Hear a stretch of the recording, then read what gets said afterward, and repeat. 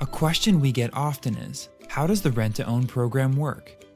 So you may be thinking, who are the people that need the program? Our buyers tend to be those who are self-employed, make a stable income, and maybe they just need what banks call seasoning. So they need a period of time in order to become mortgage ready. It could also be somebody who had a legitimate hiccup in their credit, gone through a serious life event like a death, a divorce, maybe even a bankruptcy, and you generally just need time in order to become mortgage ready. If you fall into one of those categories, or you fall into a category that we didn't mention and your credit's less than perfect, we can help you with that. We'll get you connected with a great credit enhancement company that's going to get back to us and give you a specific strategy on how to enhance your credit to get it to a point where you're mortgage ready. That way you can become a buyer. We like to call it a tenant buyer. It's someone that ends up being a homeowner. So these are some steps that are going to help you get there. First, you're going to want to jump onto our website and register for our properties. It's absolutely free. We're not doing any credit checks or background checks. It's just for our internal use. We want to make sure that when a property becomes available, you're the first to know. All of our registered prospective tenant buyers get a first look before we advertise anywhere else. Let us know if there's a home you'd like to see, and we'll set up a viewing.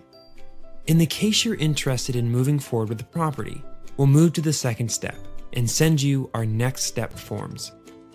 They're going to tell us more of a big picture of who you are as a buyer. So we're going to know your job, your income, what your down payment is. That way we can see if our program is going to be a good fit for you to buy this property. Once we get the forms back, we'll give you a call to review them. And then once we get to a point where we're both comfortable with your plan, we'll move on to step 3 and arrange a buyer meeting. The purpose of a buyer's meeting is to meet face-to-face, go over a simple buyer letter of intention, outline your steps for success, and then go over your down payment plan. Generally, the deposits fall within 3 to 10% because the whole goal is to get you to the point where you're not only mortgage ready, but you have access to the best available programs. We've had buyers use liquidity from their 401k or retirement accounts, use work or quarterly bonuses that they can contribute from.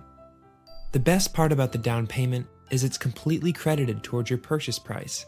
So every single dollar that you put into the down payment is actually coming off the purchase price, making it easier for you to get mortgage ready and be able to close and become a homeowner.